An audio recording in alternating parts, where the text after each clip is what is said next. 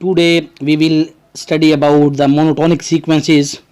Let Sn be a sequence. This sequence will be called strictly monotonic increasing sequence if Sn is less than Sn plus 1 for all n belongs to set of natural numbers.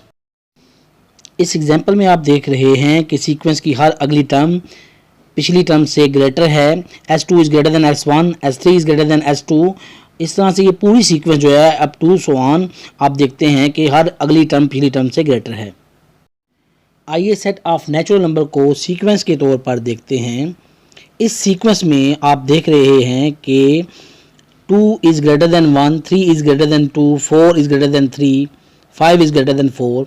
तो ये पूरी sequence जो है set of natural number की ये strictly monotonic increasing sequence है. अब हम सीखते हैं स्ट्रिक्टली मोनोटोनिक डिक्रीजिंग सीक्वेंस के बारे में. इस सीक्वेंस को आप strictly monotonic non increasing sequence भी कह सकते हैं. Here this is a sequence which is strictly monotonic decreasing sequence. It will be called strictly monotonic decreasing sequence if Sn is greater than Sn plus 1 for all n belong to set of natural numbers. Strictly monotonic decreasing sequence में sequence की हर अगली term पिछली term से smaller होगी.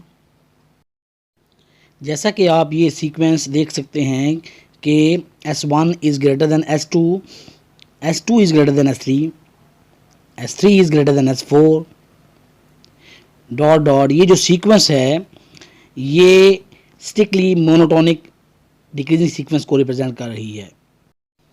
Let's see another example. इस sequence की term है 1, 1/2, 1/3, 1/4 dot dot up to so on. इस सीक्वेंस को देखें तो इसकी पहली टर्म है 1, फिर 1/2 मीन्स 0.5. तो हर अगली टर्म जो है इस सीक्वेंस की कम होती जा रही है. इसलिए ये एक स्ट्रिक्टली डिक्रीजिंग सीक्वेंस है और इसको हम स्ट्रिक्टली मोनोटोनिक डिक्रीजिंग सीक्वेंस भी कहते हैं और इसको strictly monotonic non increasing sequence भी कह सकते हैं. The sequence Sn will be called monotonically increasing sequence if Sn is less than or equal to Sn plus 1 for all n belong to set of natural numbers. Sequence Sn को monotonically increasing sequence कहा जाएगा if Sn is less than और equal to Sn plus 1 for all n belong to set of natural number. इसका मतलब ये है कि sequence की हर अगली टर्म पिछली टर्म के बराबर भी हो सकती है या स्मॉलर भी हो सकती है. आइए एक और एग्जांपल देखते हैं.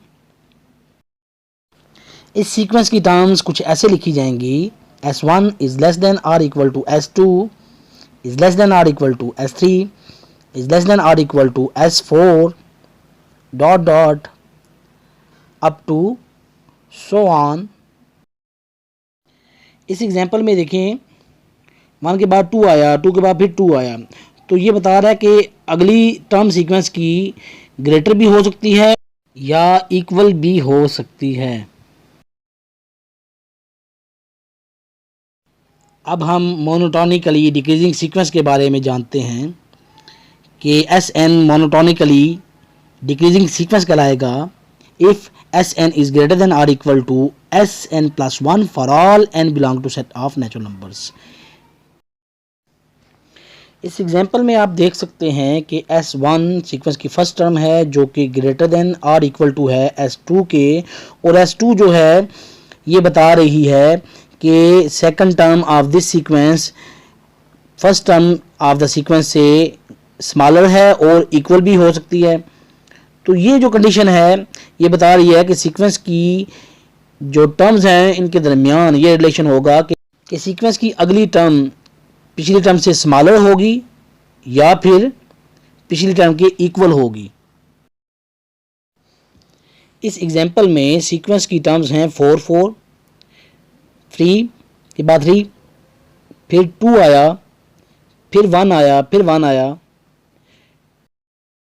सीक्वेंस की टर्म्स में ये रिलेशन बता रहा है कि सीक्वेंस की जो अगली टर्म है वो पिछली टर्म से या तो स्मॉलर होगी या फिर इक्वल होगी इस पूरी सीक्वेंस में अप टू सो ऑन।